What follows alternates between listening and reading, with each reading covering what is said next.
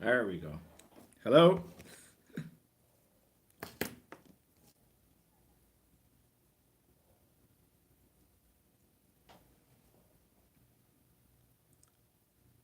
Hello, can you hear me?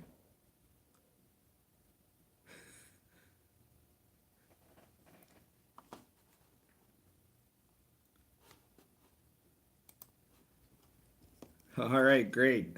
Sorry about that. A little bit of technical difficulty at the beginning.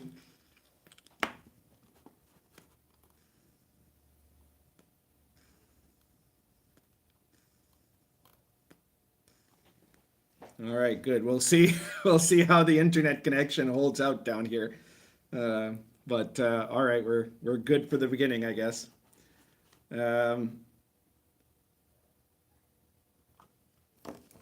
How's everyone doing tonight?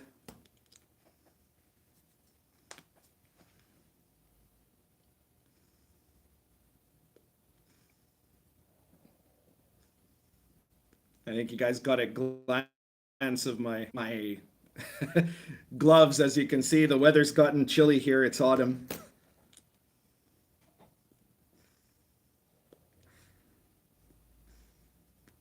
As usual, we'll wait a little bit for stragglers, and then we'll get started in a moment. Vito Scaletta says he's planning a Lion and Dragon play-by-post campaign. Wow, interesting. Cool. Play-by-post, that's old-fashioned. I'm assuming you mean play-by-email, but if it's like play-by letters, you know, like that you send in the mail, that would really be amazing.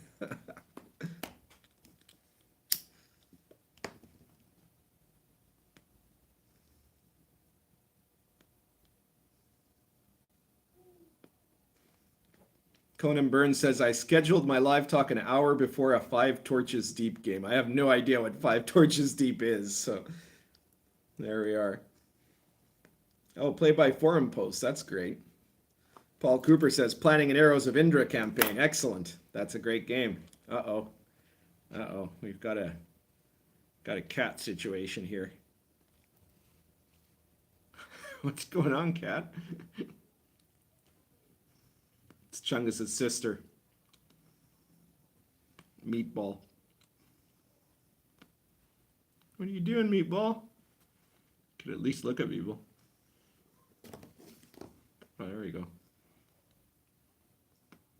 And don't be a troublemaker. I'm guessing that this is going to like lead to tragedy here. That this cat is going to disrupt everything. Well, whatever.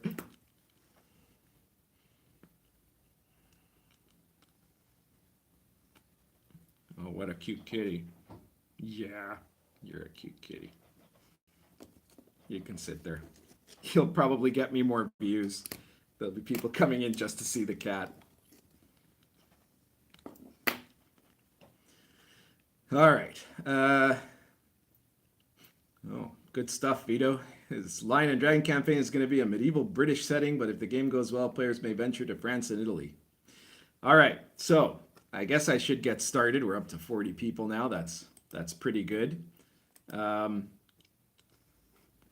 So I guess to begin with, in the traditional manner, this is the RPG Pundit, the final boss of internet shitlords.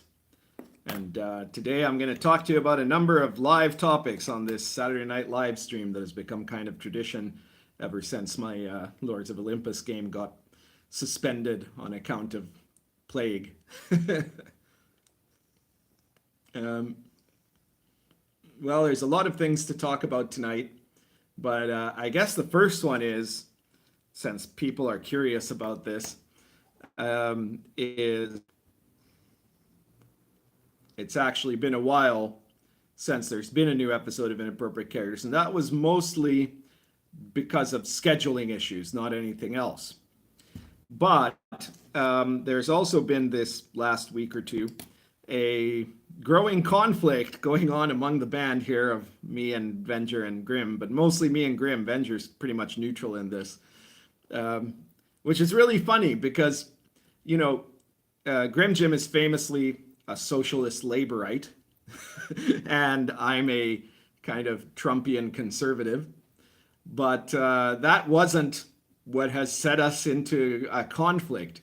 Instead, what set us into a conflict is the politics of the current lockdown and the threats that represents to the economy versus the notion of public health.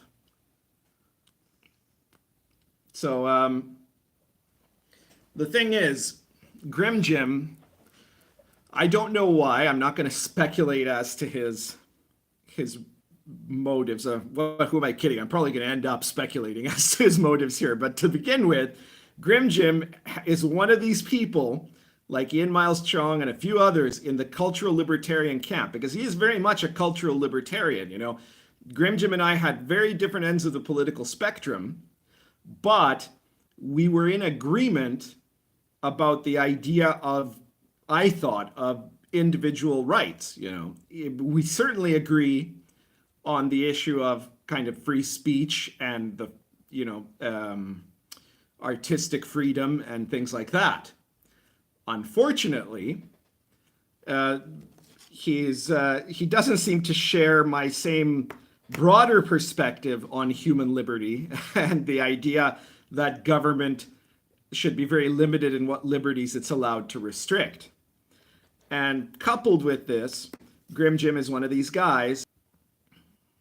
An indefinite quarantine. If you don't have an indefinite quarantine, then you run the risk of killing millions of people.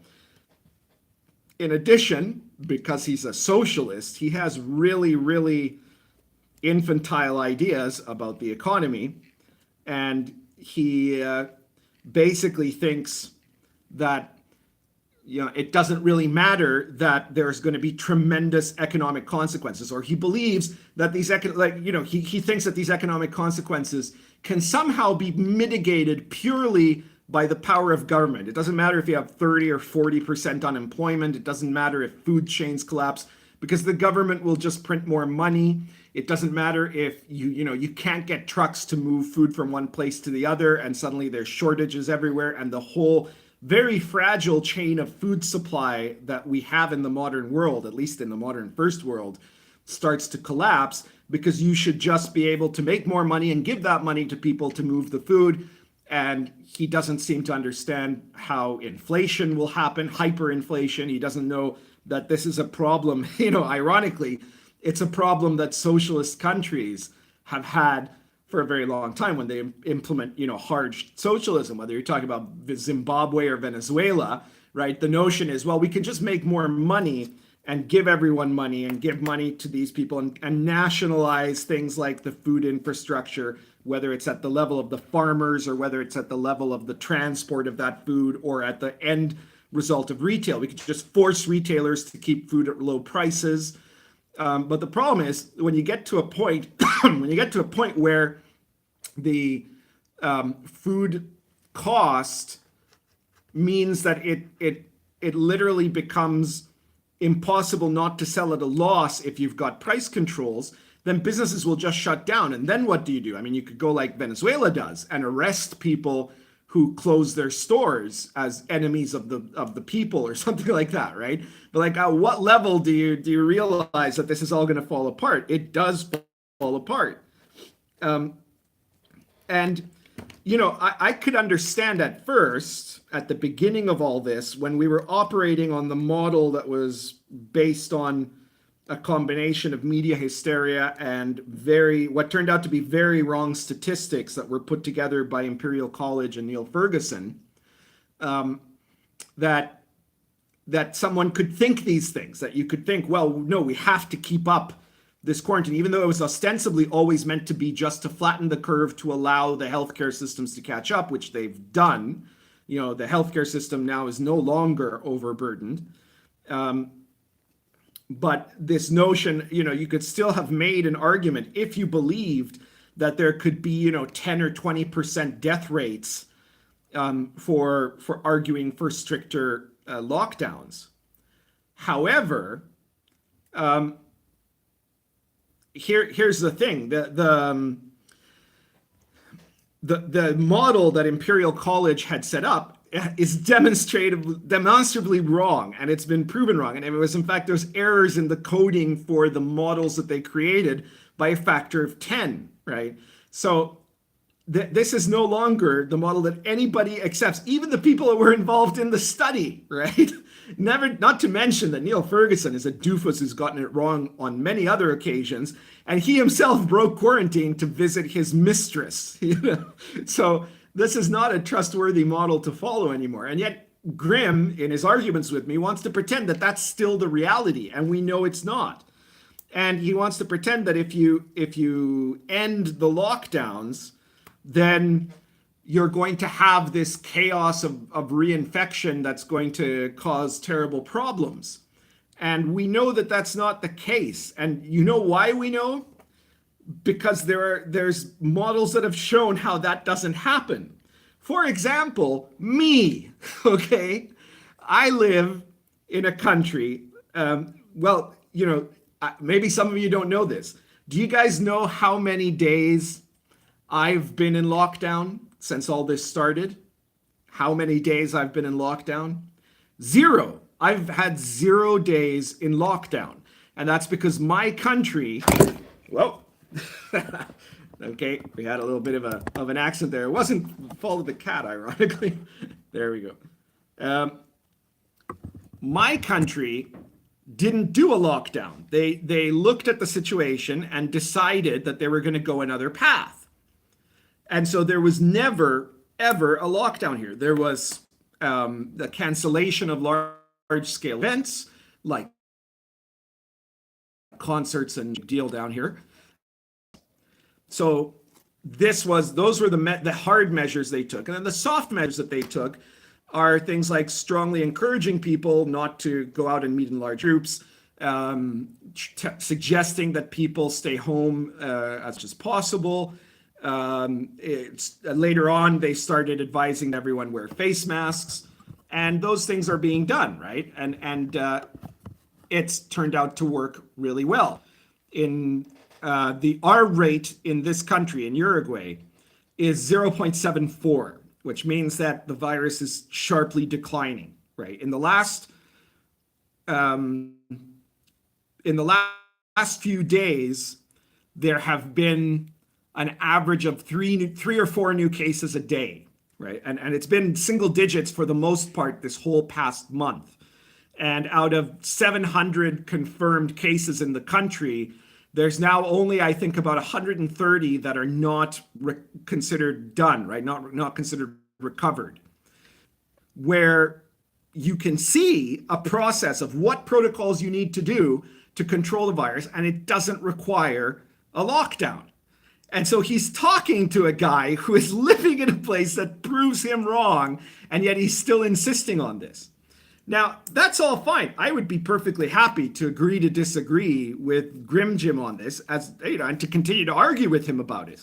But the problem that Grim Jim has is that on certain points, it seems that he's not willing to even relate to someone. And I mean, this is interesting because a lot of, left-leaning people, we know it's enough for a large majority of left-leaning people that you have even a conservative opinion to get them to unfriend you on Facebook, right? This has been known for years that on social media, for example, people who are right-wing are much less likely to ban someone else from their social media for their politics than someone who is left-wing. Someone who's left-wing is much more likely to ban someone for their politics, right? So, this is a case where Grim Jim was pretty exceptional. He's always willing to argue about things, and that's great. Except, apparently, when it comes to this, because he is basically suggesting that because I believe in the current scientific and economic models. Let me put it this way: in our private conversations, I don't remember if he did a public post where he said this, but he said this to me on, in the chat that we have set up for inappropriate characters. He basically suggested that I'm like an anti-vaxxer, right? Which is ridiculous, right? Because if anyone here is the anti-vaxxer, it's him. He's denying all of the proof that's before his eyes, right? Not just the science, but also the economic models. He's rejecting the economic models because he's a socialist, right? And I think somewhere deep down, he's still got this vision that if we do a long-term, like multi-year quarantine, it'll mean that socialism will have to be adopted worldwide, and it's going to be a tremendous success this time. It won't end in hyperinflation and people eating their dogs and people being sent to internment camps or things like that, to re-education camps. That this time for sure it'll work, right? So this is the deal. He's basically suggesting that he'll refuse to work with me from this point on, which I find just nuts of him. And that means that it's very likely that we've seen kind of the last of inappropriate characters. I still have to talk this over with Venger. Venger was still trying to kind of, he's like doing this, "Aw shucks, can't we all get along, guys," right? And, what I propose to Grim Jim is, well, let's wait another 2 weeks. And if there's a massive case of reinfections in all of the places, and a health crisis in all the red states in the US that have relaxed their lockdowns, or if there's, suddenly a massive health crisis of people dying here in Uruguay, then I'll have to admit he was right. And if there isn't, he would have to admit I was right. And that was for him the step too far, right? He can't possibly end up being wrong about this, I think. So it looks like he's not going to budge on this. I don't know. What will this mean? Well, it's very likely, because see, there was a really good combination going on here where you had Grim Jim was the one that was most technically versed in managing the videos. So he was the one that did the videos.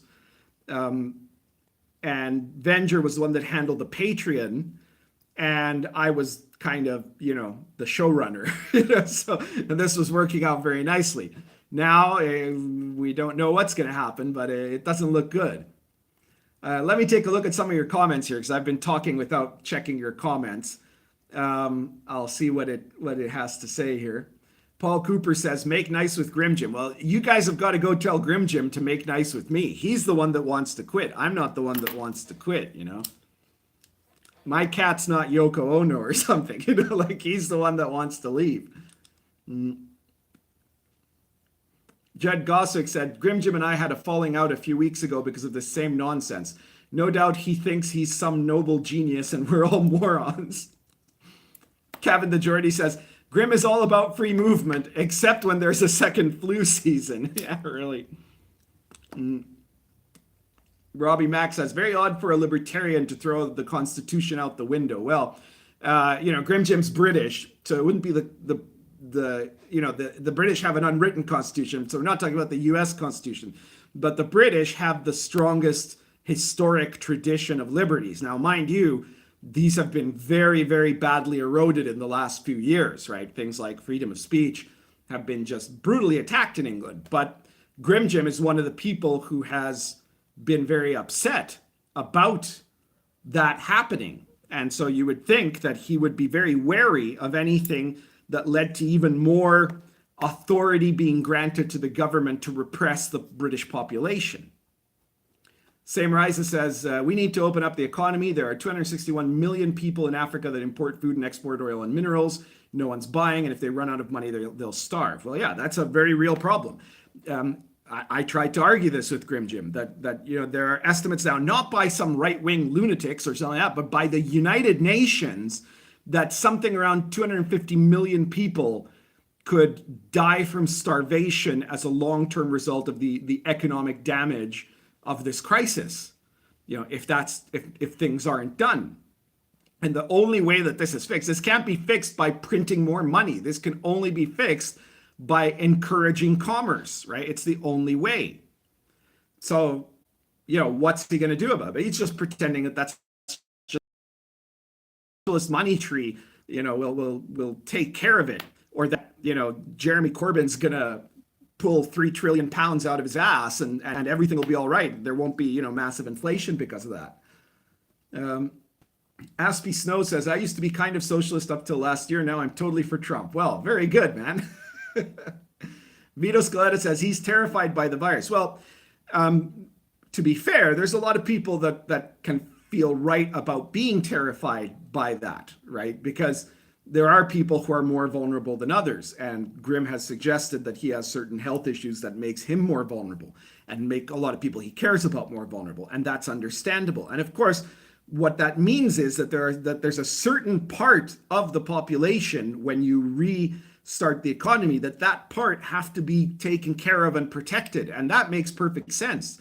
What doesn't make perfect sense is for completely healthy people that are at incredibly low risk of being affected by this, that those people will end up having to be treated exactly the same as a 95-year-old diabetic or something like that. Kevin the Jurley says, south of the equator isn't flu season in like June. Well, yeah, I mean, when it gets colder, that's a riskier period. But I don't think that's the reason why there wasn't a mass boom of infections here. Because you look at other countries in South America, for example, right now, Argentina's having huge problems. Ecuador's having huge problems. Peru, I think, is having huge problems. In fact, of the entire continent of South America, and it's being put forward as one of the model countries in the world in terms of how it's handled this situation. And there's a reason for that, is that we did it a different way than everybody else. Everybody else here did like hard lockdowns and stuff that their economies weren't meant to handle, right? Argentina's out of control in terms of the virus, and they're also out of control in terms of having just had to default on all of their loans for the 9th time, right? Like, it's just horrifying, right? Meanwhile, Uruguay is handling the health crisis better than any country in the Americas, period. And it's also going to have an economy that is projected to be much less damaged by all of this than any other economy in South America, right? So it's not about that. It's about the fact that we, by a miracle,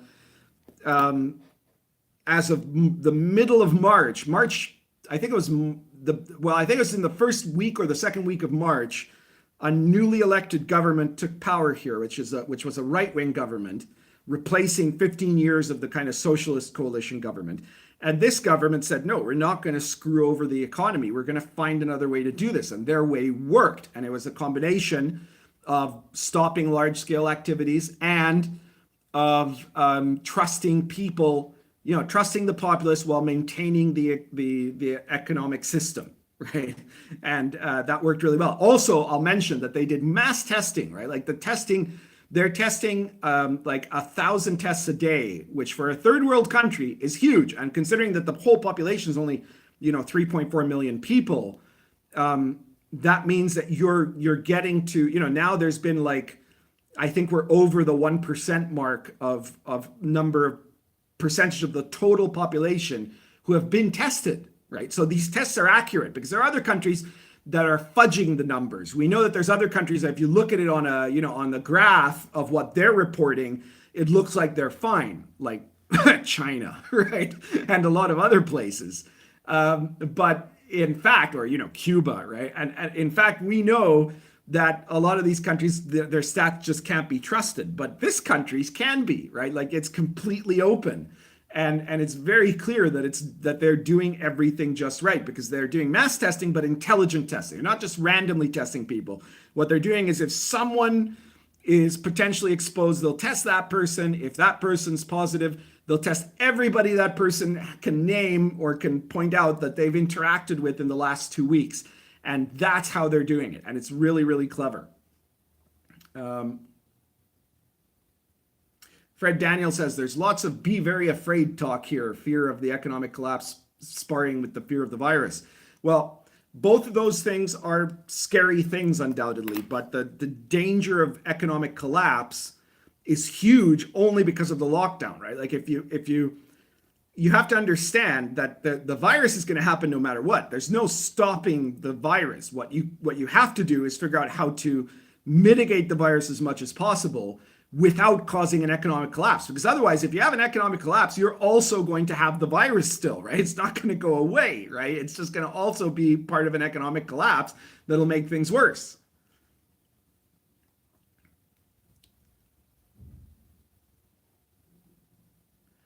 Kevin the jury says there was just a guy on Joe Rogan that said something to the effect that Trump would have had to revise 15 days to 6 months of lockdown. These people are beyond dumb. Yeah, well, there's some places I've heard some states saying 9 months.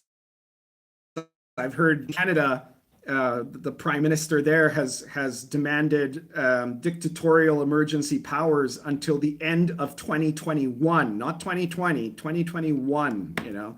And so these guys are just beyond, well, they're not just beyond dumb. There's a kind of an active component of evil going on here because they're taking advantage, right? $1 Million Prawn says, is Catboy still a boy or is he finally a Catboy again? No, he's still boy. You need to check out, if you haven't checked it out, check out Bill the Elf's YouTube channel. Our latest DCC adventure is there. There was a lot of exciting stuff that happened. They finally got out of the Black Pyramid and, still dealing with the consequences of Heidi's death. All kinds of cool stuff, if you're into that kind of thing. Vito Scaletta says, some states are better managed than others. Michigan and New York got the worst because of corrupt governors. That's true.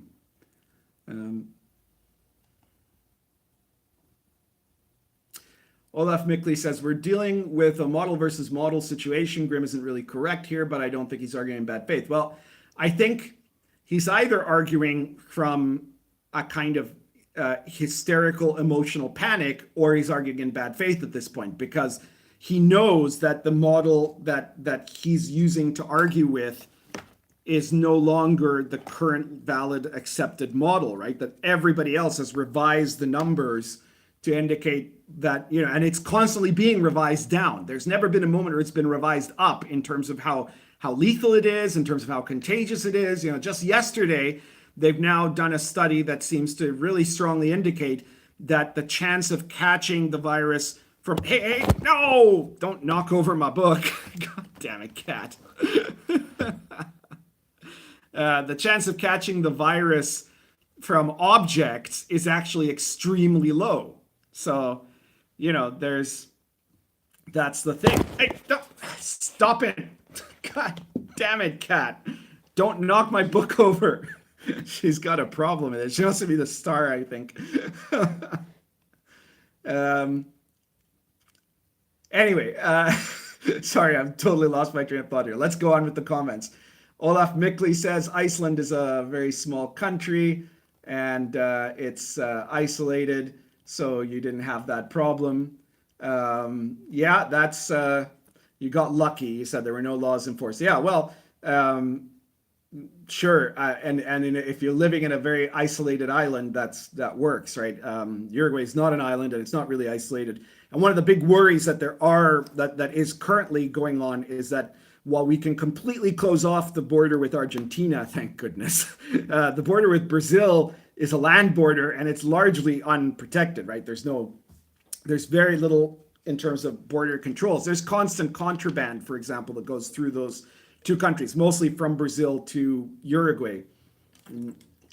So there's a lot of worries about the virus coming back in through there. But what's being done is constant monitoring in those departments, as we call our states or provinces here, to keep an eye on that.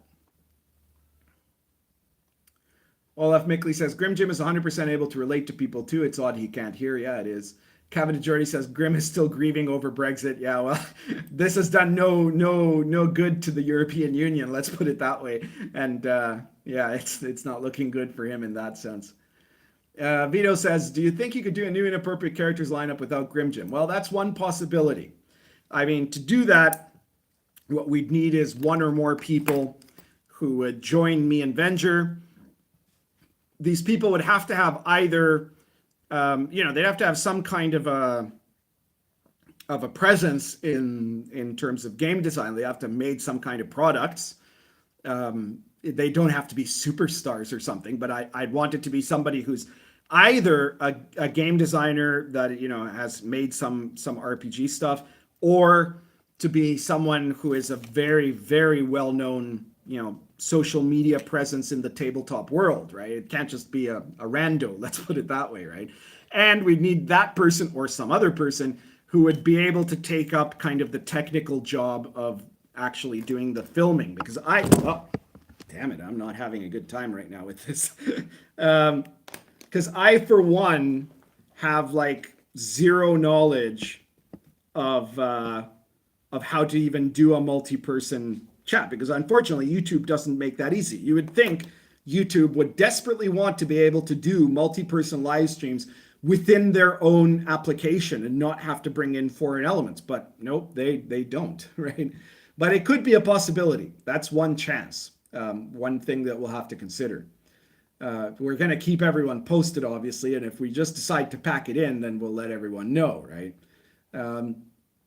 We'll have to see.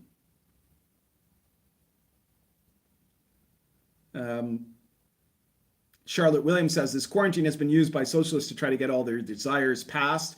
In the USA, we've seen them introduce bills that are thousands of pages long filled with crap. Yes, that's true. And a lot of people taking some very bad advantage of all this stuff.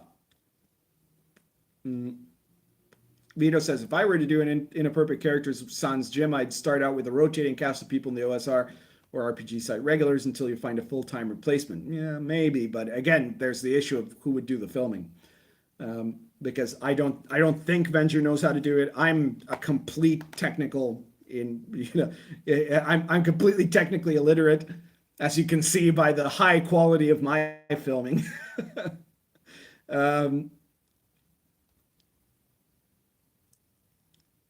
Olaf says, why not just not argue about it until this is over? Have you met me and or Jim, Olaf? Like, have you seen our work, our presence on Twitter and things like that? That's like asking the tide not to come in. I think it's very difficult. The thing is with Jim, we could always have boisterous arguments about many things before, without one of the two people involved getting mad and wanting to take his ball home with him, you know?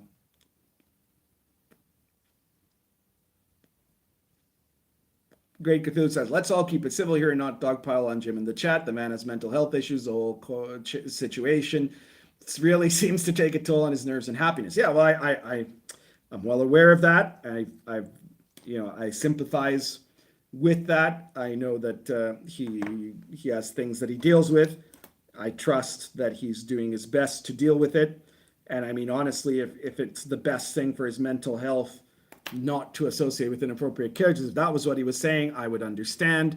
I understand the fears that he has about the end of lockdown. I don't think they're warranted fears in terms of justifying. If he wanted to make an argument for why he should stay locked down, that's fine, right? Like, people are entitled to do that, right? But you can't demand that liberty be taken away from others just because you're getting it because you want to take it away from yourself, you know? That's where we hit a massive problem. Olaf says, people tend to drop a lot of their values in times of strain. That's very true.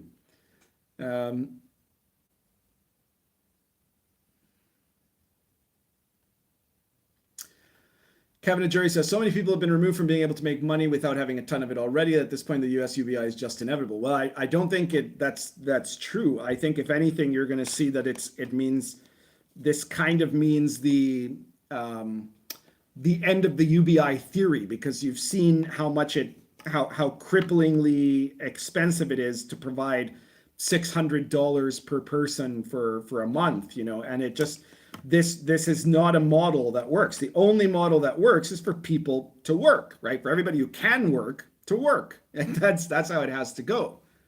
Are you going to knock over my book again, Kat? You need to behave. Sam Rises says, I was borderline socialist until 2018. The left couldn't tolerate I was pro-life, so I was kicked and the right wing took me in. Yeah, I've heard a lot of people say that. Um,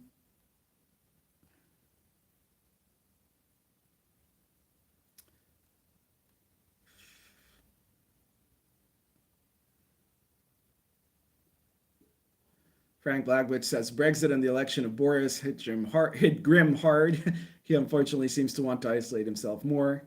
Paul Cooper says, think I'm going to move to Uruguay. Well, it's not all, roses or whatever, but I have to say, I am blown away by the reaction this current brand new government had here. It gives me some hope that they will be as effective and as strong and as determined and as creative and innovative in other things after all this is over. I had very, very low expectations of Lacage, who is the new president here. He wasn't, he's a conservative in practically in quotations, right? Like he's very moderate right, is how I would put him. Though you wouldn't know it from how the leftist media here tried to portray him.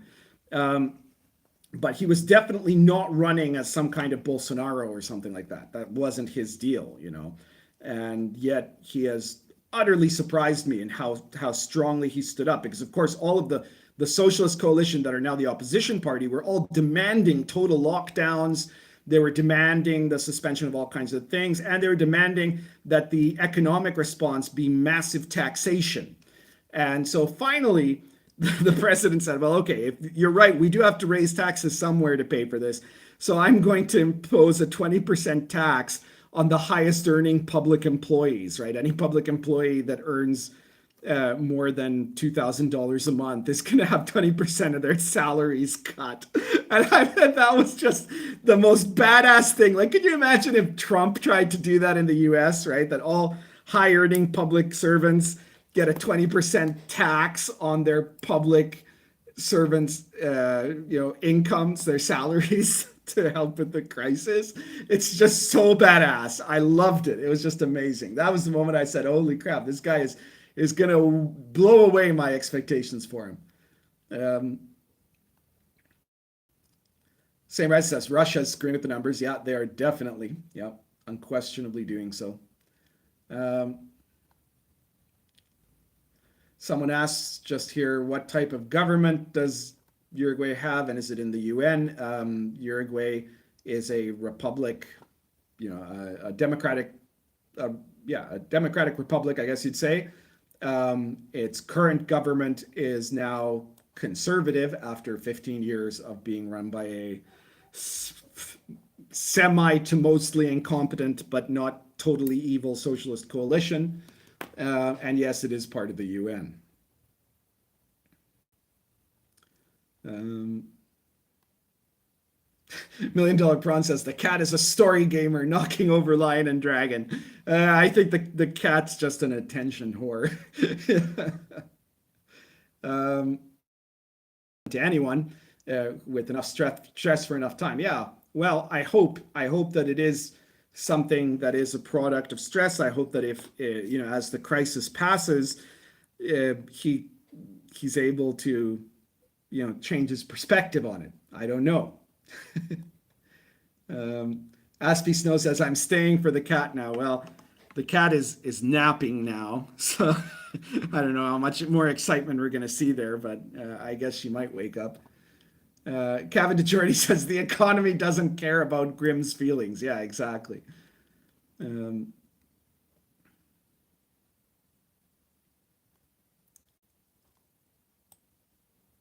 Kevin says, how about someone that ran a successful professional GM business for a couple of years? Well, I don't know. I think how well known that person is would matter more as a candidate for inappropriate characters. And obviously, they would have to adhere to the principles of free speech, right? I have no problem at all if they're left-leaning. That makes it more interesting. I don't want to have, to be co-hosted with two people that agree with me about everything, and that we're always saying the exact same thing as each other. It's nice when we have different perspectives, right? That was a good thing about the show. That was one of the things I liked about it.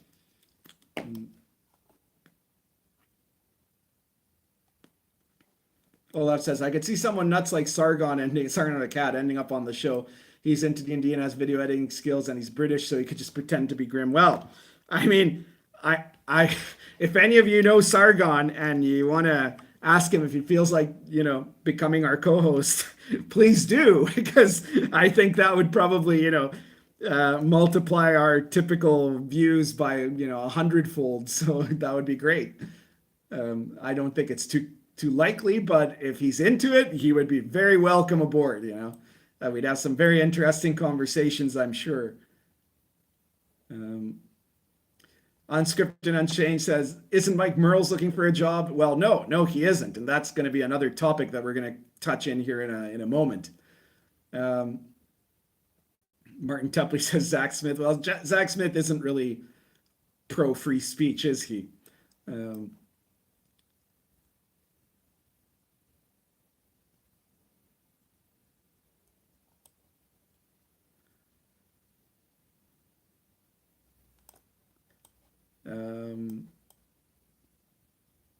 Paul Cooper says, Grim is ranting about Zach and Mike Merles now. Is he doing a live stream right now while I'm doing a live stream, or is this in a video?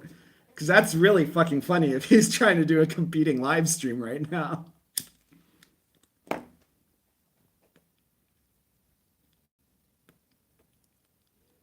Charlie Williams says, how about Mr. Welch? Is that Matt Welch, you mean? Well, that would certainly be possible if he was into it, but I don't know.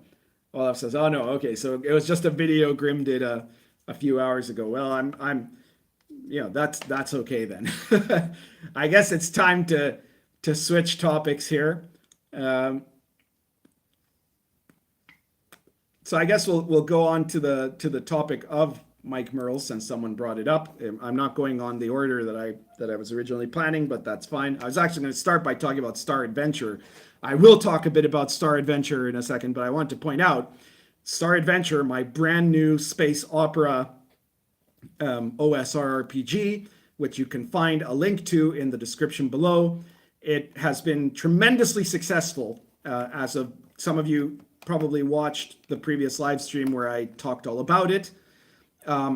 In fact, it was so successful that in the less than 24 hours, it became a copper bestseller on DriveThruRPG. And in about 6 days, so less than a week, it became a silver bestseller. So it's been hugely successful. And thank you to everybody who picked it up. My publisher had some doubts about even doing a print edition. They thought there would be no demand for it. But I can safely say at this point, from what I've been told, that the vast majority of people who picked it up have picked up the print plus PDF option, because the print and PDF together are just $9.99. So it is a really good deal. I know it's a small RPG, but that's a great price for a small RPG that's really complete, really packed. It's also won a poll that recently was done on Twitter by Chaneg. I don't know if I'm pronouncing his username right, but for the best space opera game. It's also in a review that was done by Chaneg. He of the 3 games he reviewed, which was mine, Vengers, and Grim Gyms, he came to the conclusion that mine is the next one that he would want to play. So good stuff.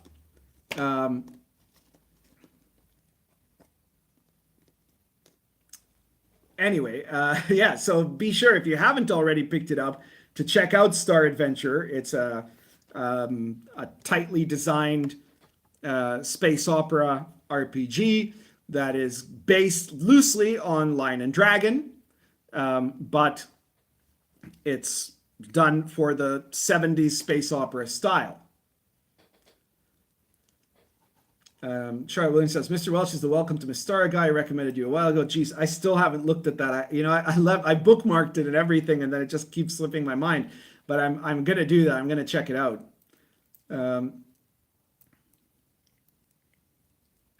Same Rise says, I think Sargon's friend V would be more likely to join Imperfect Areas. Well, if you know him, please let him know. Tell him we're looking for somebody to join us in this, and tell him what kind of show we have, and that it'd probably be right up the alley of either of them in terms of, political incorrectness, at least.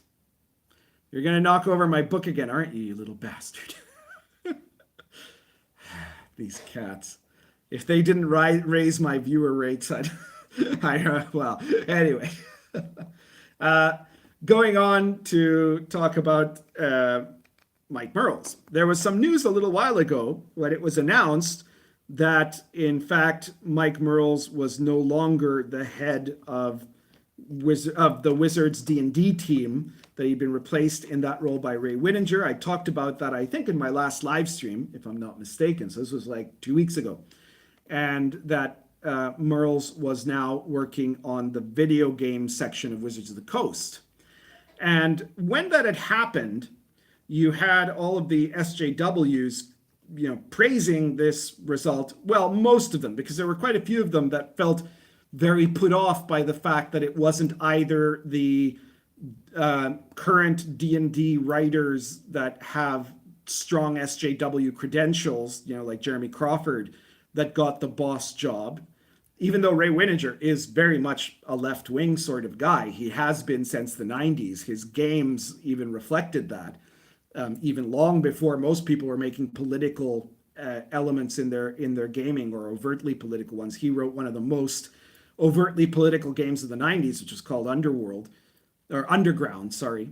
And then there were some people saying, no, it shouldn't even be Jeremy Crawford. It should be, a disabled black woman of color.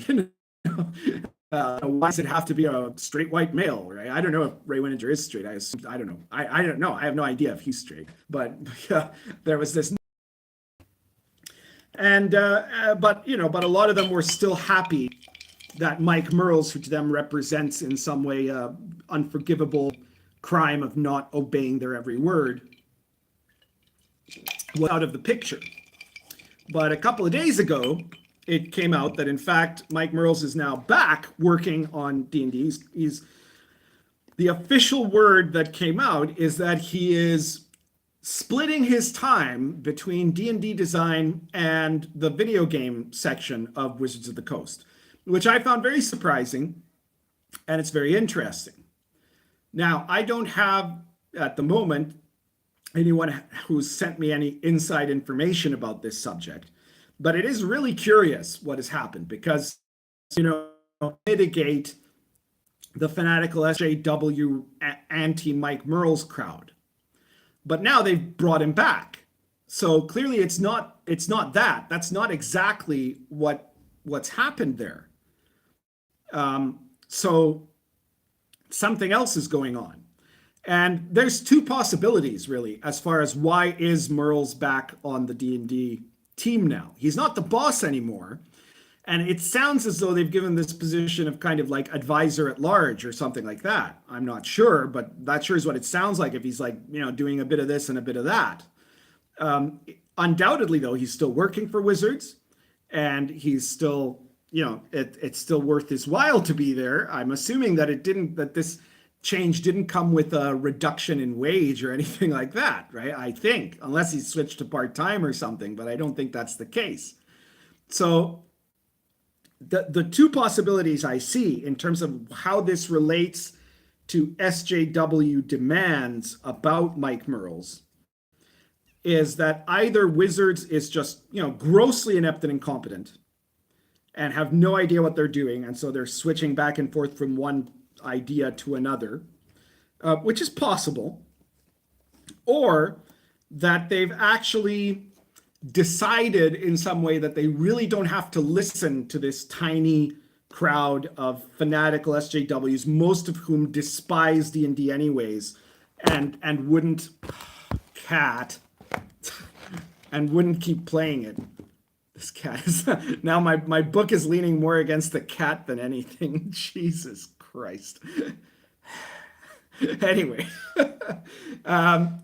so that they've decided that Mike Mearls, his ability and talent, is more important than the demands of a tiny group of people. Because in fact, if you weren't on Twitter, you probably would have no idea, unless you went through the dregs of the internet, like RPGNet or somewhere like that. You wouldn't have any idea that there's people that don't like Mike Mearls, right? Most people that play D&D don't even know who Mike Mearls is. And the ones that do, most of them think he's fine, right? Now, you immediately, when it became announced that Mike Mearls is in fact working on the D&D again, there was this outcry because there were people who thought, oh, I thought he'd been fired. Well, no, he'd never been fired. And then there are people who have therefore started this hashtag called Fire Mike Mearls. And they're trying to demand that Wizards of the Coast fire Mike Mearls or else, right? The or else isn't very clear, but that's what they're demanding, right? And it's a very iffy or else because, as I've pointed out, there's what, like 14 million people who play D&D, and these are like 100 people on Twitter, and you know, a large number of them have been very openly critical of D&D all the time and are very clearly not playing or purchasing Wizards products at all. So, you know, if Wizards is smart, because those are the two options. Wizards is really being stupid and they're like, oh, we don't know what to do. Let's move him. No, wait, let's move him back. Oh no, what do we do now, right? They're either doing that or they're, you know, being smart about this and saying, you know what, this is what we're doing now, and screw you guys, right? So it is very interesting. Now, the justification, in case some of you don't know, for why they say Mike Mearls must be fired, the overall, you know, besides the fact that he's a straight white male, and you just can't have straight white males working in anything anymore, right? Like, that's just wrong and evil, right? by default. But besides from that argument, their other main argument is this story that they've invented out of nothing, right? It's just this pure fabrication by a group of people who at the beginning of 5th edition tried very hard to destroy 5th edition D&D at its birth, right? By starting this ridiculous claim that D&D was toxic because myself and Zach Smith consulted on it. And then they claimed that, you know, because Mike Mearls' reaction to this Consultant Gate campaign, anti-5th edition campaign that they launched, was to say, well, if anyone, because their claim was that Zach Smith in particular, their claim about me was that I was a mean and terrible person, and they lied about a lot of my views. They always lie about a lot of my views. They claimed I was a racist, which I'm not. They claimed I was misogynist, and they claimed also that I was opposed to the, you know, pro-LGBT language in the Player's Handbook, which I wasn't. I was totally in favor of it. You know, so they said all these things about me that were very clearly not credible, and so they could be ignored almost from the start. But they also claimed about Zach Smith that he had harassed a whole bunch of people online, he threatened people and all this sort of stuff. And Mike Mearls says, well, if there's if anybody has experienced that, I would like you to tell me. And he apparently got a few people that contacted him, and what they said amounted to, you know, I heard that he did this, or, you know, he was mean to me on an argument on Google Plus or something like that. So it was an enormous nothing ball.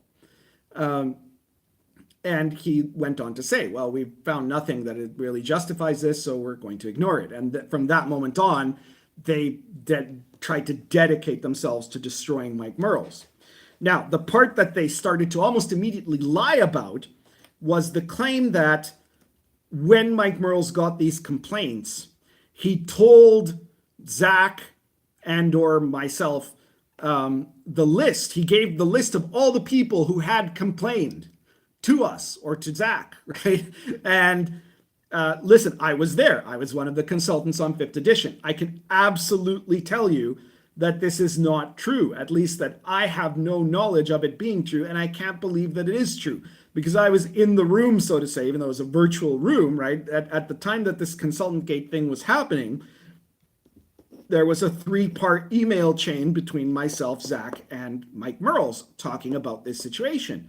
It seems really unlikely to me, because I know I never got any such list. I never asked for it. Zach never asked for it in any email I saw. Mike never offered to give it to anyone in any email I saw. And at the same time, it seems really unlikely to me that behind my back, Mike would have given this list to Zach. It's not in his nature to do so, right? I don't think. Yeah, I've got good and bad opinions about Mike Mearls, but the idea that he would give an enemies list to Zach in the hopes that Zach would attack people with it is just so outside of the very milquetoast, mild-mannered nature that Mike Mearls has that it's completely unbelievable. All right. And if he had done it, why wouldn't he have done it, given it to me as well? He didn't. I know he didn't. And so I very strongly believe that he didn't give it to Zach either. But this is the lie they keep repeating and repeating and repeating. They've been sharing it all over social media, especially Twitter, and they're trying to make this argument for taking down Mike Mearls. But given that Wizards of the Coast brought Mike Mearls back to working on, which is on the D&D part of it, which probably was their idea from the very beginning. Like the reason he wasn't working on as head of D&D anymore probably had a lot less to do with the protest. So it might have had something to do with the protest at the time. So we're talking like, early last year when the SJWs had a lot more social strength. I think the power of the SJW movement has been in steady decline the more hysterical they've become, and the more obvious it's become that they're unprofitable to companies, and the more obvious it's become that they're extremely unpopular with the general public. So at that point, it might have been that they said, hey, look, we probably shouldn't have you there. But it's strange because if that had been, even there, if that had been the case, they probably would have wanted to announce it earlier. They might not have announced it right away because they didn't want to seem like they were just, willing to bend over for anything, because then the SJWs, they probably would have learned by that point that the SJWs would keep coming after them for everything from then on. But they would have announced it earlier than 10 months, later, right? So it was probably just that Mike wanted to move to something else, and they moved him to this video game project. And then when that project was done, they said, well, what do you want to do now? You've been the guy. He is the man that led the creation of the most popular edition of D&D that Wizards have ever made, if not the most popular edition ever. So obviously they're going to still want him around, right? And they said, well, let's put you on, general oversight of a number of things, right? Like genius at large or something like that, right? And that's probably what he's doing now. So yeah, that's what I think is the situation. And I think that if that's the case, it seems really unlikely that they're going to choose to fire him now. If they do, then that the other possibility is the case, and that Wizards is run by morons, right? That they're just flying in the wind hither and thither and have no idea what they're really doing or what they want to really do, and are reacting blindly to all kinds of situations, and that doesn't bode well for anybody. Anyways, let me take a look at some of your comments about this subject here.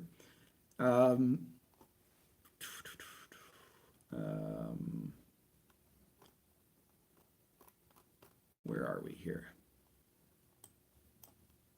Paul Cooper says, SJWs want former porn star Satine Phoenix to lead D&D. Well, I haven't heard a lot of people actually push that. I've heard some people maybe, but not a lot, because of course a lot of SJWs hate porn, right? That's the reason why, even though Zach Smith was desperate to be accepted by the SJW crowd, they never really accepted him, because he'd done porn, right? And so Satine is probably not all of their number one choice. They'd probably want someone who was instead, once had a feminist blog about D&D or something like that, right? That would be like their dream candidate, not someone who once did porn, right? Even though actually Satine Phoenix, out of possible choices, when you consider some of the alternatives, would probably be one of the least of the worst choices for sure.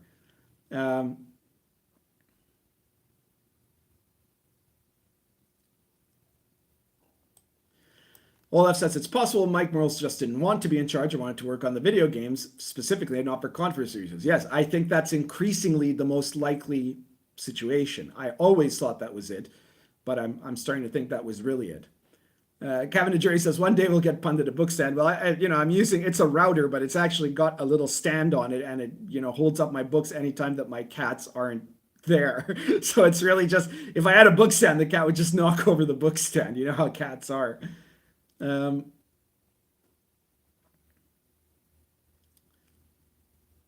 Let's see here. Yeah, Swords Fall demanded Mike Mearls be fired. Olaf says, I still think it's well they tried to throw you under the bus with Zach. Even his mildest accusations are worse than you just being conservative. Yeah, well, they still try. They just keep on doing it, even though, they're now. The accusations against Zach now, and I'm saying very clearly that they are accusations that we can't be absolutely sure one way or the other, but that, you know, they're serious allegations, are that he had abused his partner for a decade in various ways, emotionally and physically and sexually, and had possibly abused other women as well. Those are the allegations against him. The allegations against me is that I support Trump. I'm conservative, you know, libertarian, cultural libertarian. I believe in free speech. I oppose censorship. And I'm really mean to SJWs on the internet, right? And yet there are some SJWs rap about the much more serious accusations, that none of that matters to them for real. It's kind of like, you know, how if you, let's say you had a woman that claimed to be, say, sexually assaulted by someone who was later a prominent conservative judge, and the left goes absolutely batshit, including people like Matt Mercer. But then when another woman provides much more credible accusations, oh, God damn it, move it, cat. Provides much more credible accusations of having been sexually harassed by a Democratic vice presidential candidate, everybody thinks that's perfectly fine, right? That it doesn't matter because, you know, it's a Democrat, and because, you know, orange man bad, right? And Matt Mercer still hasn't said a damn thing about that situation. So, you know, it's kind of like that, I guess. Hey, will you stop that? God damn it, cat. You're a very naughty cat. Anyway. You can see that I don't really have a good job disciplining my cats here. Samurai says, FJWs put in a time machine, would they join the Spanish Inquisition? Yeah, probably. They would have loved stuff like that back then. They would certainly, you know, if they were in East Germany, they'd have been Stasi informants, very, very happy Stasi informants, you know. Olaf says they keep trying to cancel Raggy, the guy behind Lamentations of the Flame Princess, because he didn't immediately condemn Zach and once took a selfie with Jordan Peterson. Yeah, that's true. They're just authoritarians, plain and simple, says Kevin the Geordie. Exactly. Olaf says SJWs are even becoming unpopular to communists now. Yeah, well, it was always you know, if you're a real communist, like an actual Marxist, that was always a very dubious thing. That's what SJWs do is what some people could call social communism, and it's actually, Marx would have defined it as a counter-revolutionary act of privileged bourgeoisie to try to subvert the revolution for their own ends. You know, so it's like the exact opposite of what real, you know, Karl Marx style Marxism would be advocating. But there you are.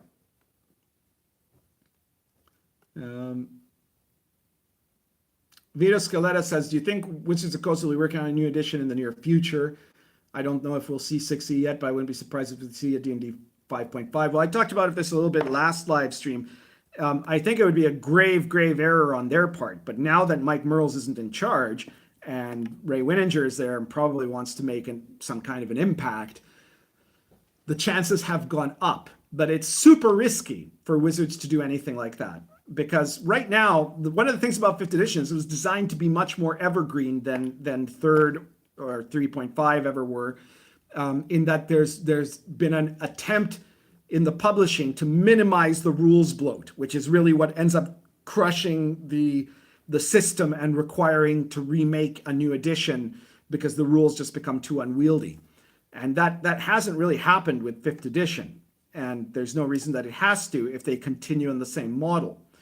I think it would be very unwise of them to try to make another edition, because we know this for a fact. Every time you change edition, unless the previous edition has become enormously unpopular, the way 2nd edition was before it switched to 3rd, or the way 4th edition was before it switched to 5th, those are the only times that an edition change ends up gaining adherence. Anytime you have an edition change under other circumstances, you get a short-term boost of sales from the books, but then the books that sell are never as many as the books of the previous successful edition.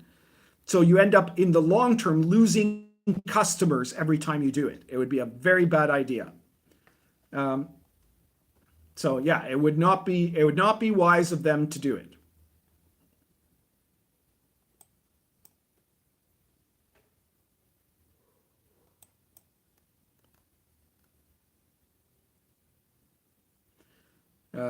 Okay, so now we've got some in chat conversation there about stuff that I never brought up, but okay, you guys go wild. Shine on, you crazy diamonds. Well, we've been at this now for a bit over an hour.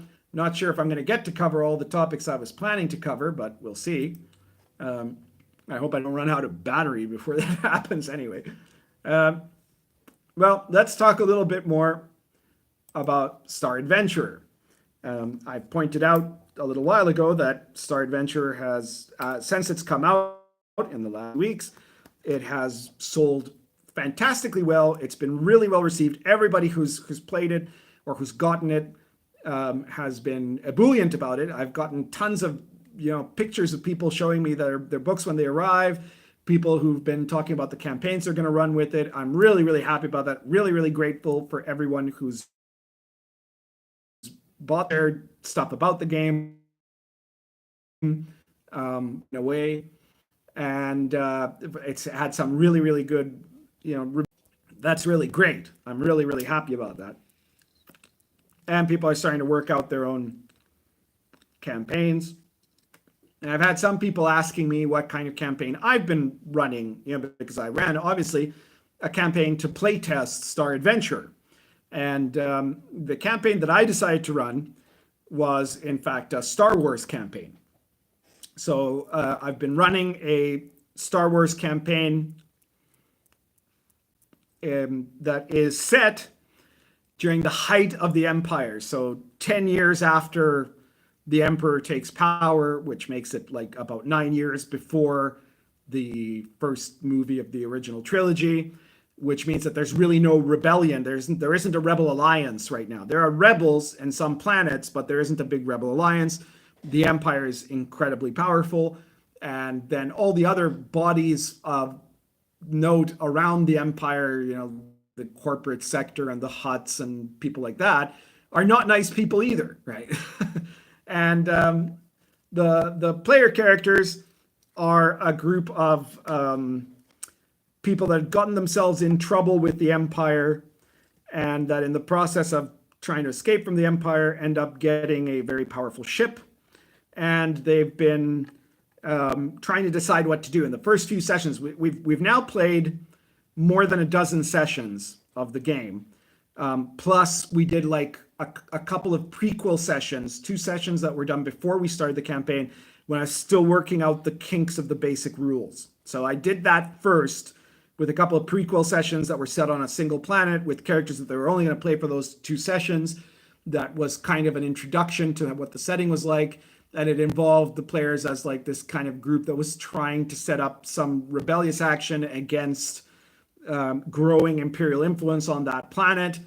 And they ended up all being executed by the Empire at the end of it, because it was really, really hard, right? And that was where we worked out some of the, there were a few things that I changed as a result of that here and there. Some people have pointed out that in Star Adventure, the default unarmored armor class is 12 instead of 10. And I did that because obviously you have only certain limited armor choices. And that allows people to not feel like they have to be forced to try to get heavier armor necessarily, stuff like that. I worked out some other details about other stuff, like some of the skills and how much skills the different backgrounds or classes can give you, that sort of stuff. And then we started our main campaign, where most of the system was done at that point, but we then went around tweaking some stuff. There were still tweaks made to some of the psychic powers in the game, which were obviously in our campaign meant to represent Force users, though obviously nobody was playing a Jedi in the campaign, but you could play a person that was kind of a natural Force adept that had no training in a formal setting. And that helped figure out some of those details. And so we worked all that out, and it's been going very well. The first few sessions had the characters mostly trying to escape hot pursuit by the Empire and then hide out for a while. And then they were kind of like working out what are they going to do. and there was some areas that, like, the one thing they were all in agreement of is we're not going to join, we're not going to be rebels. We're not going to try to oppose the empire. We're going to try to either run away or ally with somebody, some other force. Like, do we get into business with one of the Hutts or something like that? Or do we, hide out on some planet somewhere and try not to be found? But then some things happened in the course of the campaign in those stages where they ended up running into some situations that kind of shifted their interests. So when they managed to kind of get out from under the immediate pursuit of the empire, they were able to start organizing themselves a bit better, and decided that instead they were going to work kind of as freelancers in the Outer Rim, selling their services, because they're a team of very highly trained professionals. Like, the idea is, if you're a first level character, you already have some experience under your belt, and the early leveling is pretty good. And in this campaign in particular, I gave them a really powerful starship to work with in terms of its combat ability. So they were going to be their job was going to be basically doing specialty services, both in terms of breaking and entering or stuff like that, or transporting. It's not a big ship. It can't, they can't do like transporting thousands of tons of goods, but like transporting very high priced stuff or people that needs to be moved from one place to another while evading the authorities, right? But in the process of the next couple of sessions, they start running into some rebels, including a couple that they ended up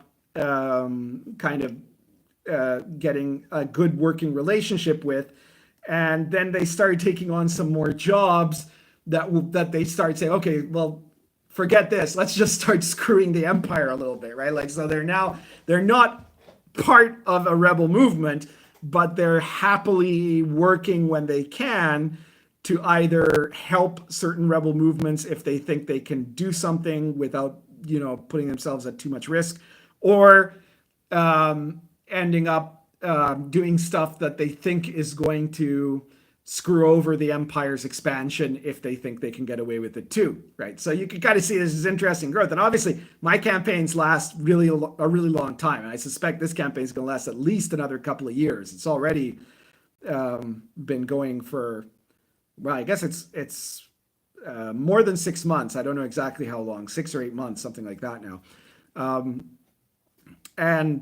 So I won't be surprised if by the end of the campaign, the characters will be much more actively involved in rebellion activities. Or maybe not. They might surprise me, because it's very sandboxy how I'm doing it. Anyway, that's my summary as it is of my campaign so far.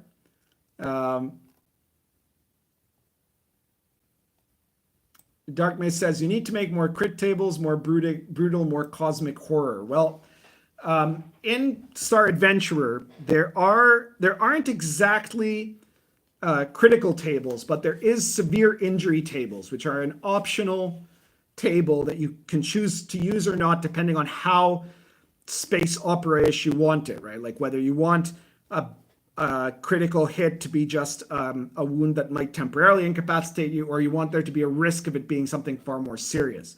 And for my campaign, the way I'm using that serious injury table is that it's something that you roll on if you get to under 3 in Constitution, because in the game you have hit points.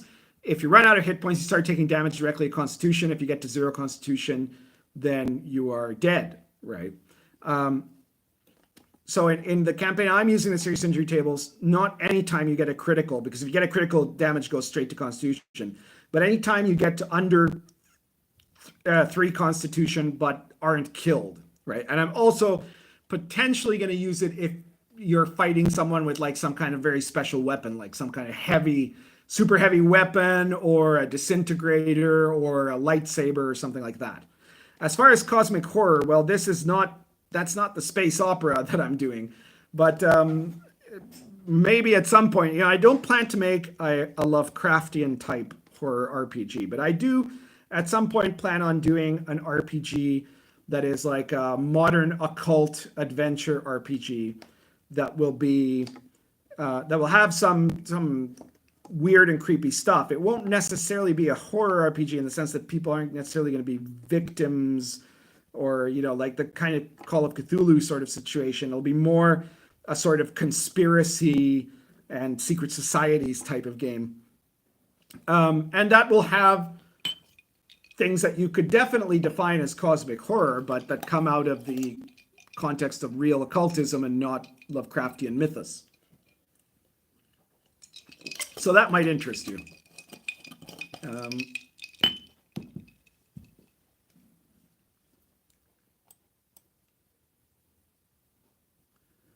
Darkman says, I loved Star Wars before the fall. Yeah, well, that's why we're playing. In my campaign, I made it very clear to my players, not only are we playing in a context where none of the sequel movies matter, but also none of the movies except the what you might see in the original trilogy movies. That's the only thing that is guaranteed to be canon. The prequels aren't necessarily canon, though probably a lot of it happened something like that. And none of the expanded universe is necessarily canon, because I've got a couple of really hardcore Star Wars buffs that are playing in it. And I want to make it very clear that the first person that stands up and says, no, but in like issue 67 of the Marvel Comics Star Wars run, which was canonical in the expanded universe, this and this happened, right? You say that and you're going to be in trouble with me.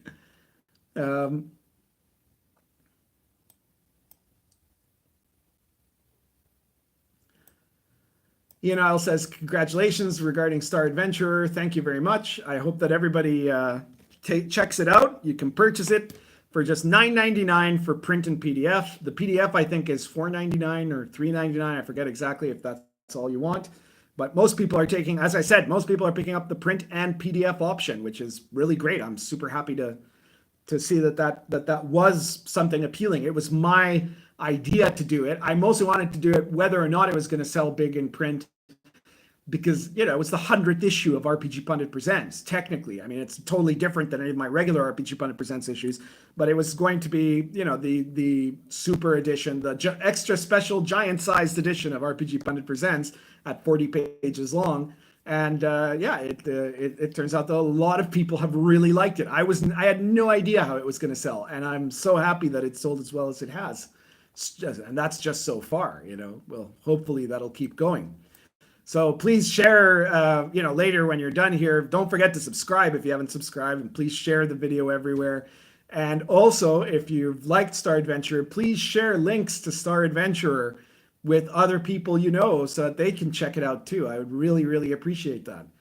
I'm glad to say that so far I haven't felt myself a serious economic hit because of the times we're living in. But, I recognize that for some people, they are having difficult times, and I'm very grateful to anyone who keeps supporting me in these times. So thank you very much. Charlotte Williams says, thoughts on Aquilare? It just got a new release on drive-thru. I want to know how it compares to the older ones if you've played them. It's historical fantasy set in the Reconquista. I have played 2 different editions of Aquilare. My favorite is actually the original first edition of Aquilare, in Spanish, of course, because it is originally a Spanish RPG. I don't know if the new one, Charlotte, maybe you can tell me if it's if this is an English edition. If it is, I would very strongly recommend it. Aquilare's system is very similar. It's clearly a BRP system. They basically ripped off Call of Cthulhu for the mechanics, but it is super medieval authentic, and it was one of the inspirations for me to come up with the whole idea of doing a medieval authentic campaign with my Dark Albion campaign, and therefore was also in a way an inspiration for Lion and Dragon. And it is very, in fact, other than Lion and Dragon, I would say it's the most medieval authentic RPG I've ever seen. And the only big difference I would say in terms of how medieval authentic it is that they based all of their kind of magic and monsters purely. While the monsters are the same, they're both based on folklore and myth, but they also base their magic on stuff like folklore and fairy tales, and not so much on actual kind of medieval sources of, how medieval wizards thought magic worked, like stuff like the grimoires and things like that. But it's a really cool game. If it's out in English, in a new edition. You should probably check it out. I don't know how much it's changed because I know it's had many editions since the first one. I also at one point played the third edition, which was very similar. It was just a bit expanded, more stuff in it, but it was very similar to first. The art wasn't as cool, I thought, because in the third edition they used kind of cartoony style art, whereas the first edition was full of like medieval style art. It was like this nice hardcover book, but it's in Spanish, so most of you aren't going to pick it up in Spanish, I guess. But yeah, it is a really, really cool game. Strongly recommended. Not as strongly as Lion and Dragon, but strongly recommended nonetheless. If you like Lion and Dragon, you're probably going to really like Aquelarre. Let's see what else here. Vito Scaletta says, what do you think of an OSR Western or Victorian themed game, either classic Western or old-timey Gothic horror? Is there potential? Yeah, I certainly think there would be potential. I think we've now proven in the OSR that you can make almost anything work. I mean, OWB is the one I always put out as my example, Operation White Box, which is the D&D rules heavily modified to play commando raids in World War II, and it is a great game, right? So if you can do World War II commando, you can totally do an OSR Western or an OSR Victorian game, you know? Yeah, you just have to figure out how to mod it the right way. You have to adapt the rules to the setting, which is what the third wave of the OSR is all about, really. Vito says, if Lion and Dragon was medieval authentic, a hypothetical OSR game would be 19th century authentic. Yeah, that would be excellent. Vito says, I'll definitely check out Star Adventure. Please do. Paul Cooper says, ordered PDF and print. Thank you so much, Paul. I am very grateful to you. I really appreciate that. The New Aquelarre, Aspie Snow says, New Aquelarre is an English translation of the latest Spanish edition. Well, it is. I would definitely recommend it then, because if you like Lion and Dragon, if you already own Lion and Dragon, you might find some very interesting and useful stuff there, because of course Aquelarre is not based in medieval England, it's based in medieval Spain, and the folklore that they rely on, my folklore that I used in Lion and Dragon in the monsters section, the stuff on the legends of the medieval legends that are all involved in Lion and Dragon and Dark Albion, and in the RPG Pundit Presents books, like the Medieval Bestiary that I put out in one of the issues of RPG Pundit Presents, are mostly based on Northern European medieval sources, whereas Aquelarre's stuff is based mostly on Iberian sources, which is really interesting because their monsters and folklore from there, it contains a mix of old pagan stuff, like Christian stuff, Mediterranean European stuff, some Muslim folklore that came over in the conquest of Spain by the Muslim invaders, and also some of the really, really, really freaky and weird Basque mythology, which is like nowhere else in Europe. So it's some good stuff there, at least for diving for ideas for monsters and their material on stuff like the church and on medieval society in Spain, which was a bit different than in any other place in Europe because of the Muslim conquest and the Reconquista that is happening in the Middle Ages. Would be, it'd be a great, for example, Spain source book for a Lion and Dragon or Dark Albion campaign. Paul Cooper says, how about some support for Arrows of Indra? Well, at some point I might do that. I'm considering it. It hasn't been a really high level priority. The thing is, Arrows of Indra is a very complete game as a single product. So, any expanding for it would be mostly, I don't know, setting stuff, I think, or adventures. It could happen. Maybe, the next round of RPG Pundit Presents stuff might end up having something like that at some point. But I'm not sure. I'm kind of on some other projects right now. And yeah, I can't promise you anything in the near future, Paul.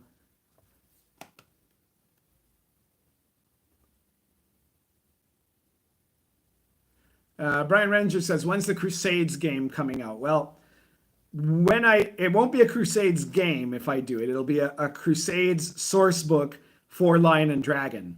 But it'll obviously have a lot of setting material in it, mostly, and yeah. But it is not the next thing on my list. I'm still working on some issues of RPG Pundit Presents, And before the Crusades book comes out, I'm probably going to do the modern occult OSR RPG first. So you've heard it here first, people. But it will come out. It just probably won't come out in the next year or 2 years. I'm sorry to say, Brian.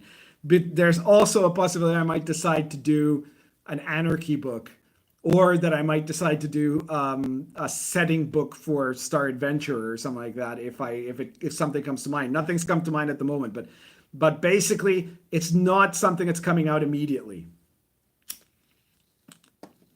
Kevin says, you got to do an L&D prequel about the Great Schism. Well, I think the theology would be a little baffling to people.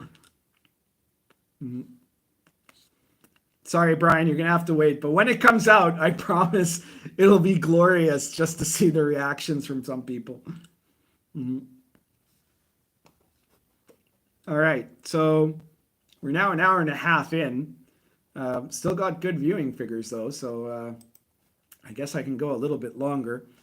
Anybody have anything else they want to comment? I was going to talk about this argument I had on Twitter with a bunch of new atheists, but that's kind of like way out in left field. So if someone's got gaming related stuff to talk about, now would be the moment to bring it up.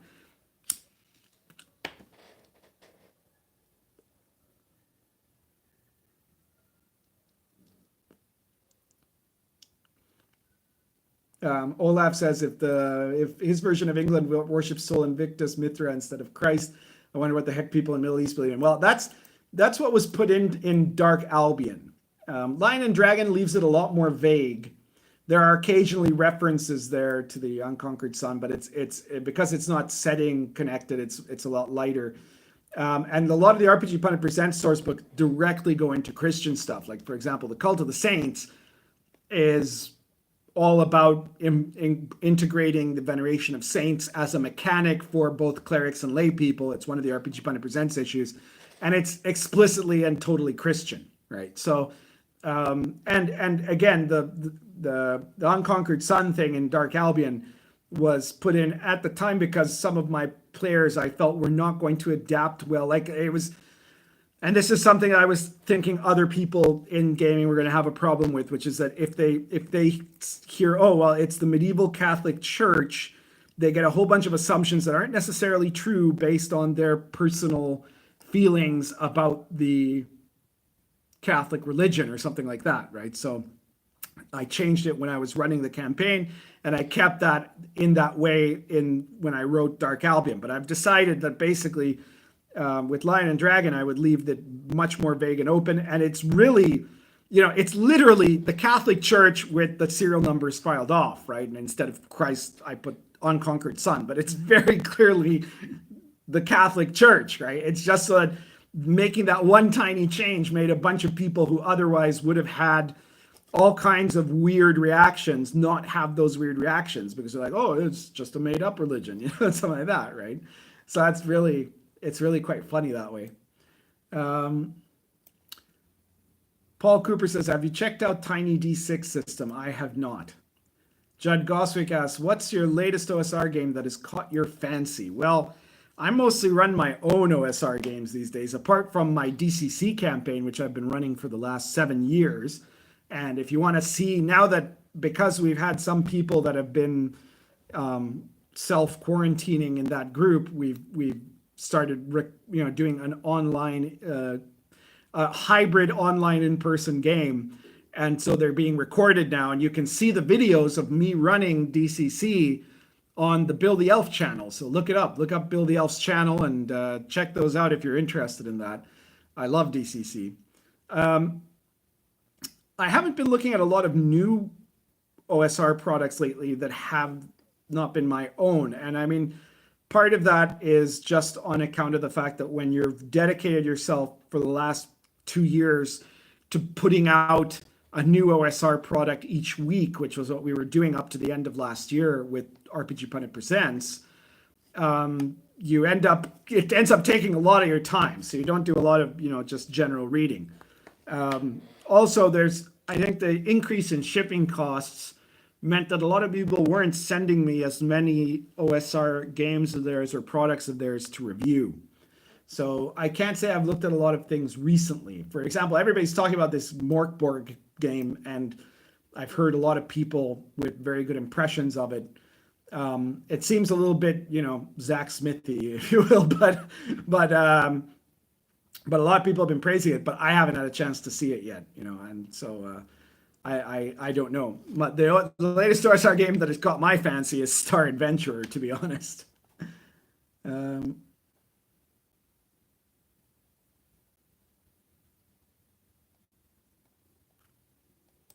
Olaf says, if I recall correctly, Manichaeism almost beat Christianity in the 3rd century. Well, it's a lot of religions that you could say almost beat Christianity, but it's very hard to say just how close that almost was. The Sol Invictus was probably the closest, because there was literally the Battle of the Milvan Bridge was fought between one guy who was a devout follower of Sol Invictus versus another guy, Constantine, who half the time worshiped the Sol Invictus and the other half of the time didn't worship, but he was very Christ curious, let's say, right? So in that battle, there was a 75% chance that the state religion would have ended up being the Sol Invictus cult. And it didn't happen, mostly because the guy who won's mom was a devout Christian, right? Helena, the mother of Constantine. And that's basically what made the difference. So it was, but Manichaeism had a lot less. It was very popular in some parts of the Middle East, but it had a lot of trouble catching on in other parts. Charlotte Williams says, thoughts on the game Underground? Underground, Ray Winninger, before he did Underground, he worked on DC Heroes. And Underground is basically a DC Heroes type of game in terms of mechanics. But in terms of setting, it's this very cynical, sort of slightly dirty cyberpunkish type of near future game that is of anti-superheroes, you could say, in a very dystopian sort of world where right-wing government is evil. So that's the long and the short of it. I never liked the game, even when I wasn't very associated. Like, in the 90s, I kind of, I liked Bill Clinton, and I didn't particularly like most Republicans, from the 90s. So, but even then, I thought it was a little preachy, because really at the time it was one of the most politically preachy RPGs ever made, because nobody was doing that back then, and they did. You got to give credit to Winninger in the sense that he just wore his politics on his sleeve in that game, and he says so. I'm not implying anything he hasn't said himself. Travis Miller asks, have you done anything inspired by Icelandic sagas with Lion and Dragon? Well, because of the Norse influence on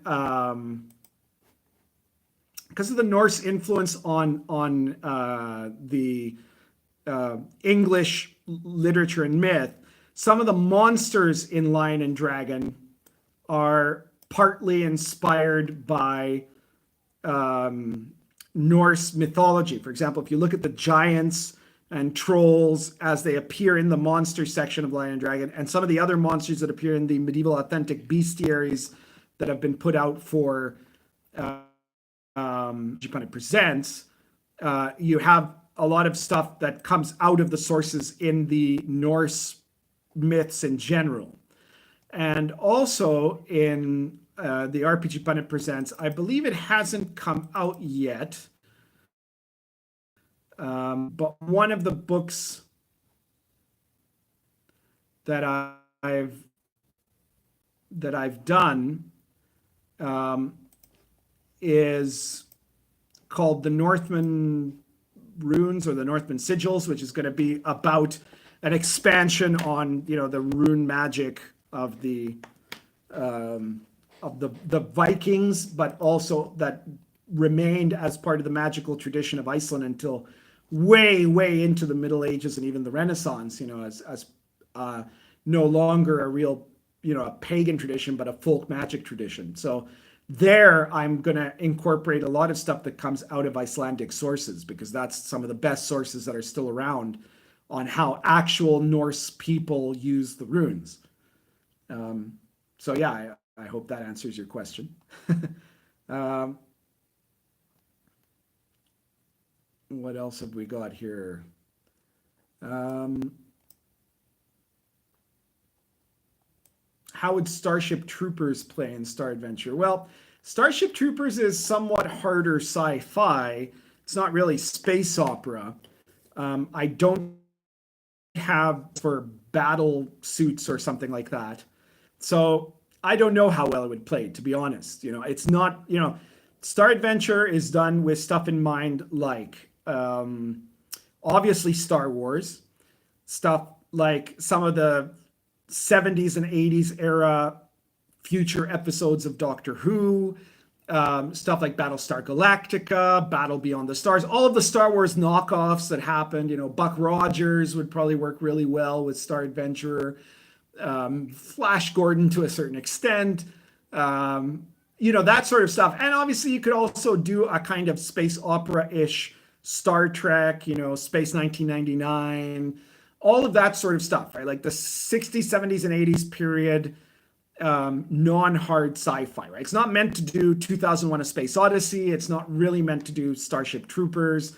It's not meant to do it's not meant to be like Traveler, right? Like, Traveler can do Starship Troopers a lot better, I think, than Star Adventure would. So would, I think, maybe Without Number might be better for Starship Troopers than Star Adventures, to be honest. But you probably could do it. I mean, you just have to modify the game a bit. You'd have to make it more military focused. And you could do that because there are stuff like military backgrounds and that sort of thing. Judd Goswick answers by saying, well, it could do Starship Troopers, book or movie, but the book is better. You'd have to generate some stats for special equipment. Yeah, that's true. Lich Lichmanson says, it's time we all started fighting back on RPG Twitter by ridiculing anyone that calls for Merles to be sacked. Well, I'm not gonna suggest that anyone harass or persecute anyone because I've never suggested that, and I'm not suggesting that now. I do think that obviously the claims being made that are supposed to justify the Fire Mike Merles movement is ridiculous. It's just absurd, right? And it's obviously also cynical because most of the people making those claims don't believe that those claims are true. They're just doing it because it's part of their bigger agenda for the takeover of Wizards of the Coast by the SJW left.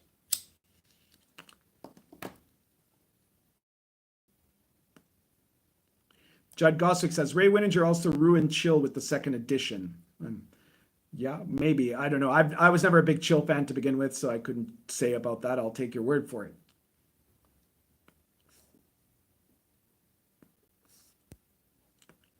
Lichmanson says, I see 60 people watching this, and if we all reply to these mob posts, they might realize there's at least one sound in their chamber that isn't an echo. Yeah, that's good. I'm betting that a large part of these 60 people are probably on blockchain lists of all those people, and so you're never going to even see half of the people making those posts because they just like to live in an echo chamber. And one of the things Twitter allows you to do is to create those echo chambers by banning anyone who is associated with anyone that doesn't think like you, right? So yeah, but I think the bigger issue, the better way of doing what you're saying, Lich, is that if everybody who is on this, who's watching this now, were to stand up and speak out anytime they see SJW activity trying to influence games or movies or comics or books, and make it very clear that this is not what the vast majority of normal gamers or comic book fans or movie fans or book fans want, then that would really derail this fake appearance, because it's really a tiny number of people that just keep massively overinflating their apparent influence, same little crowd over and over again, right? So like if everybody sees, some SJW posts something, right? Oh, we need less straight white males in comics, right? And every single one of their tiny little group retweets it. So everything they post gets retweeted by everyone. They have a lot of strategic discipline, right? They've followed the rules for radicals, and they know how to organize themselves a lot better. They don't say, "Oh well, that looks good. I'll retweet it." They're a dedicated army of people that put a lot of discipline into doing this job of appearing like a much greater outcry than they really are, and that's how they've gotten away with everything. So it would be a really good thing if other people were to be able to present opposing views, and if people were bold enough to, at the very least, promote those opposing views when they see it, if not state them themselves. And I think people are getting better at that. Like I said last time, there was a time when I would say I would be like one of the only of a tiny handful of voices in the wilderness speaking up against some SJW nonsense. And I'm talking about like 3 or 4 years ago. But I'd get tons of people in private messages or in emails or what have you saying, "Oh man, I support you so much. I'm so grateful that you stood up to these guys and that you said that. I just can't say it myself because I don't want to be harassed or whatever." And now there's way more people that I see actively standing up and saying these things. So that's what you have to do. Malwinnis asks, "Have you ever thought about regional books for Lion and Dragon, like Dark Albion, but for other European countries?" Yeah, it's something I've had in mind. It's possible that you might see more of that at some point. Obviously, Spain, which is a very interesting location, wouldn't really work because of Aquilare, because there I'd be really stepping on Aquilare's toes, so I wouldn't do that one. I'd be a little tempted to do the Polish-Lithuanian Commonwealth in the 15th century, which is a really exciting place. I also obviously have already said that I'm planning at some point to do a book set in the Crusades, which would include, of course, a ton of information about the Crusader states and the Muslim states around them. So that's the most likely candidate for a non-England setting book for Lion and Dragon.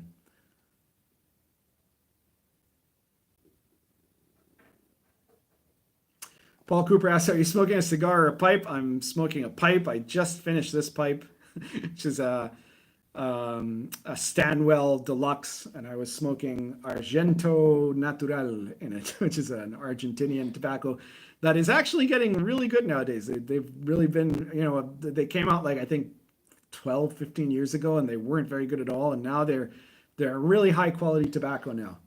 Very pleased with that.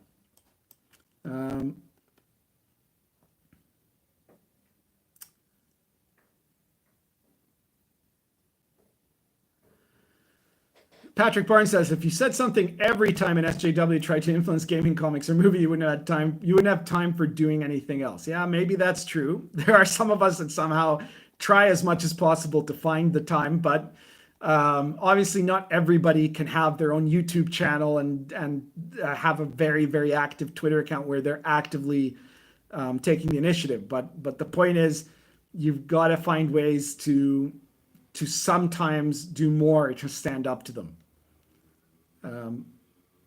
And as Solomon Kane points out, non-SJWs have jobs and are too busy for the sort of stuff that SJWs do. Yeah, well, we just had this European study that said that something like 92% of far left activists live with their parents, so like they have no job, they don't go to school, they don't need anything, they're probably on a combination of mommy and daddy's money and government welfare. So yeah, they're largely, a large number of them are able to dedicate all their time to this. And obviously most normal people have jobs and families and lives and social activities and can't dedicate all their time to this. And I understand that, but you still have to sometimes be able to be ready when it comes your way, when it affects you, when you look at something and your first instinct is to say, this is stupid or wrong, and I'm not going to do what you say. Just say that, right? Because then they'll have no power. And that's very important.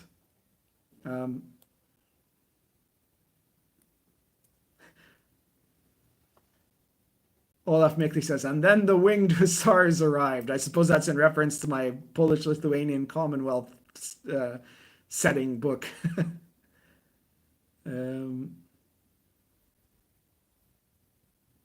Ovaltine Patrol says, "The deluge informs actual murder hobo playstyle." Yeah, well, it would, but that's very, very post-medieval.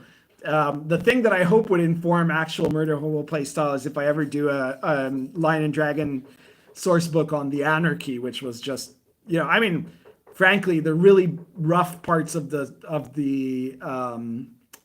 War of the Roses, which is the setting of Dark Albion, had periods where you had bands of brigands going around all over the countryside, and lawlessness in general. And yeah, there is some of that in Lion and Dragon, but also in Dark Albion. But there would also be a lot of opportunity for that during the Anarchy period.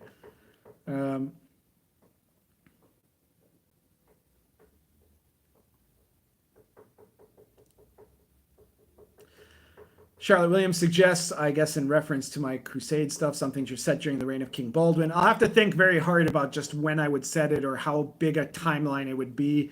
I definitely want to do it around the time that Richard the Lionhearted was going around there, right? So we'll have to see though exactly how I do it. I still have, like I said, that's probably still a couple of years off at least.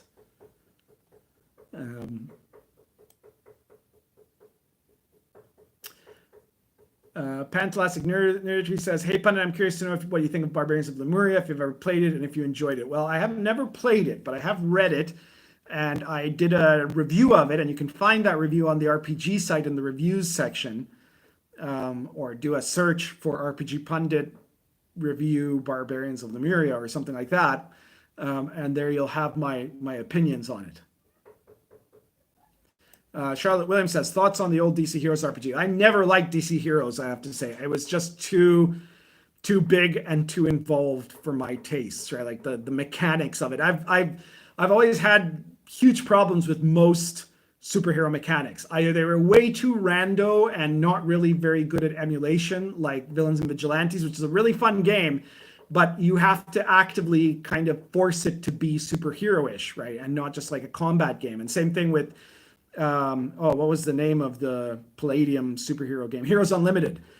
Or it was this point buy stuff like DC Heroes or Mutants and Masterminds that I just really despised, that I thought didn't get a good job. My favorite superhero game, the only one that I really like thus far, is Icons, which I think did a great job.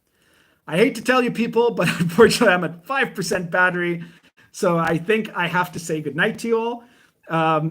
Please, if you haven't subscribed, be sure to subscribe, and please share this video or any of my other videos anywhere you can. That really helps me out. Like the video, that also really helps me out.